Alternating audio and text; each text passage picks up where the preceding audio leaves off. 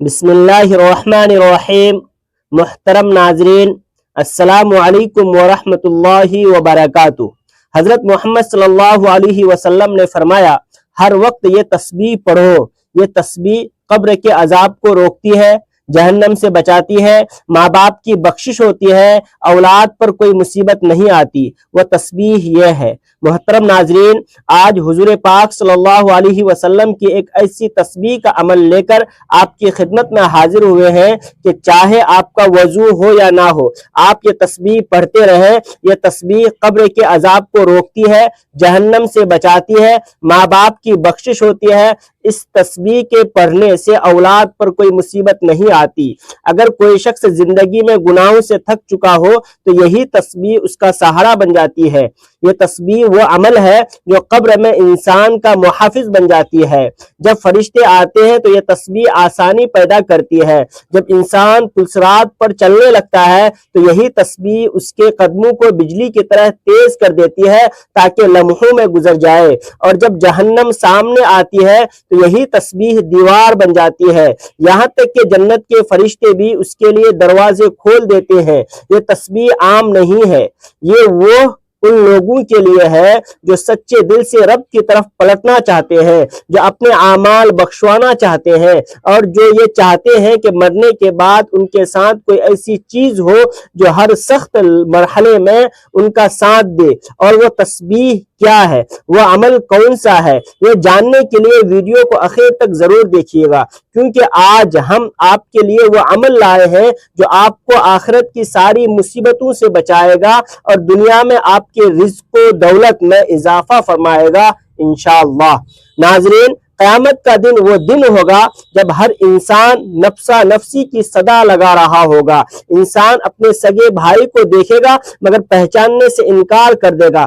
ماں جو دنیا میں اپنی اولاد کے لیے راتیں جاگا کرتی تھی، اس دن اپنے بچے سے بھاگے گی، اور باپ جو اپنی اولاد کے لیے رزق کما کما کر خود بھوکا رہتا تھا، اس دن اپنے بیٹے کو دیکھ کر آنکھیں پھیر لے گا۔ اللہ تعالیٰ قرآن مجید میں فرماتا ہے، جس دن انسان اپنے بھائی سے بھاگے گا، اپنی ماں اور باپ سے، اپنی بیوی اور بچوں سے، ہر شخص کو اس دن اپنی ہی فکر ہوگی۔ قیامت کا دن صرف روشنی اور فرشتوں کا دن نہیں، وہ ہولناکیوں سے بھرپور دن ہوگا۔ پہاڑ روئی کی طرح اڑیں گے، سورج سروں پر لٹکا ہوگا، زمین تپش سے پگھل رہی ہوگی، اور لوگ پسینے میں اس حد تک ڈوبے ہوں گے کہ کچھ کے کانوں تک، کچھ کے ناک تک، کچھ کے سروں تک پسینہ ہوگا۔ ایک حدیث پاک میں آتا ہے کہ ہر شخص کو اس کے اعمال کے مطابق پسینہ آئے گا۔ محترم عزیزو، اس دن تصور کرتے ہی دل کانپ جاتا ہے، مگر ہمیں حضور پاک صلی اللہ علیہ وسلم کی سیرت سے وہ اعمال بھی ملتے ہیں جو انسان کو اس دن کے عذاب اور قبر کی سختی سے محفوظ رکھتے ہیں۔ انہی میں ایک عمل وہ بھی ہے جس کا ذکر آج کی اس ویڈیو میں کیا جا رہا ہے۔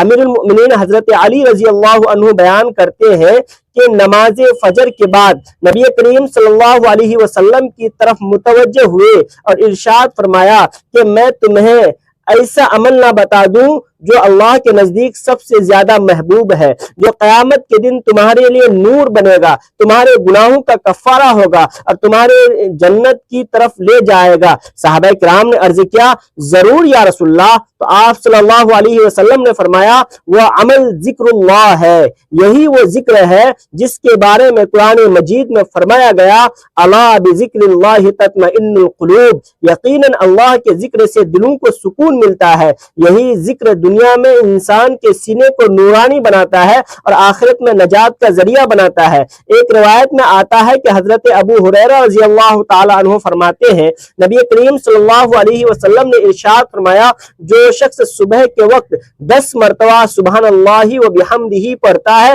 اس کے تمام گناہ معاف کر دیے جاتے ہیں، چاہے وہ سمندر کے جھاگ کے برابر ہی کیوں نہ ہو۔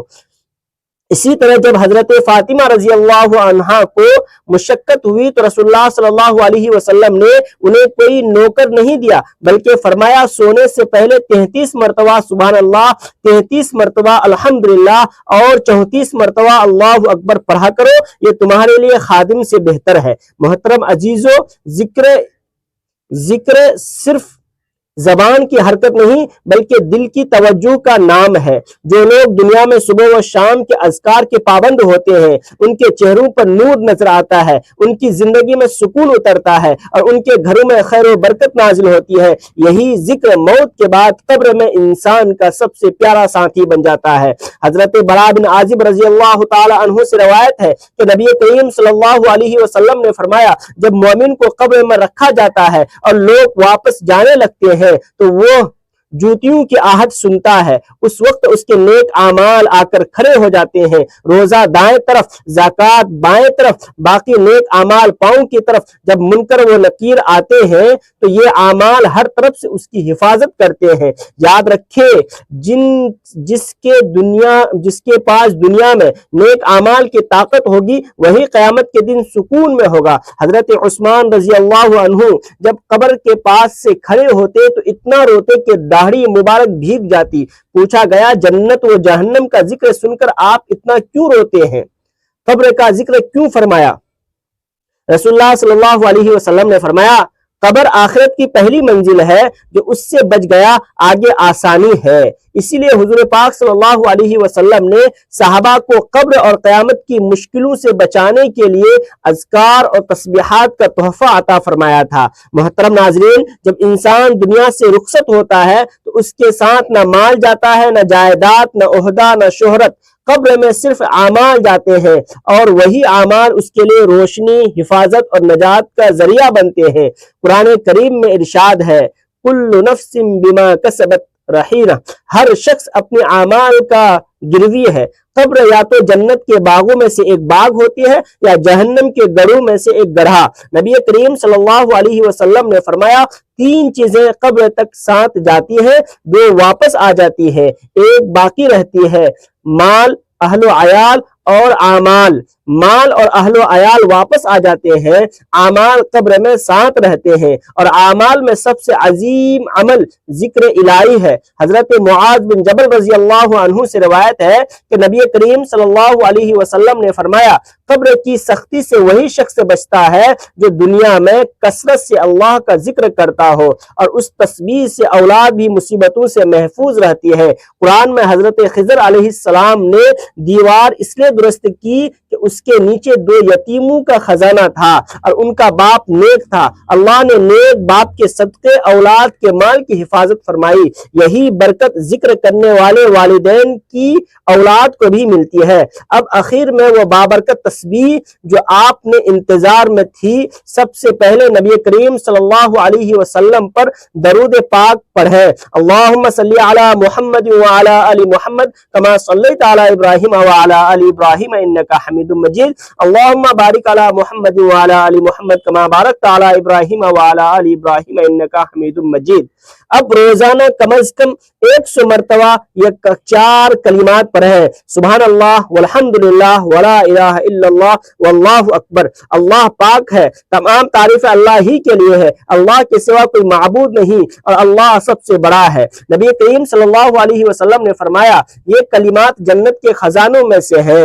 دوسرا ورد روزانہ 100 مرتبہ اللہ کا اسم مبارک یا غفار پڑھیں، اللہ بخشنے والا ہے۔ اس کے پڑھنے سے بڑے گناہ بھی معاف ہو جاتا ہے۔ آخر میں 1 مرتبہ پھر درود ابراہیمی پڑھیں اور اللہ کا شکر ادا کریں۔ محترم ناظرین، اگر یہ تسبیح آپ کے دل کو چھو گئی ہو تو اسے اپنی روزمرہ زندگی کا حصہ بنا لیں۔ اللہ تعالی ہم سب کو اس پر عمل کرنے کی توفیق عطا فرمائے۔ دوستو، اللہ تعالی کے 99 ناموں میں سے کوئی ایک نام کمنٹ میں ضرور لکھیں۔ ایسی ہی اسلامی ویڈیوز کے لیے چینل کو سبسکرائب کریں اور شیئر کریں، اور ملتے ہیں اگلی ویڈیو میں۔ السلام علیکم ورحمۃ اللہ وبرکاتہ۔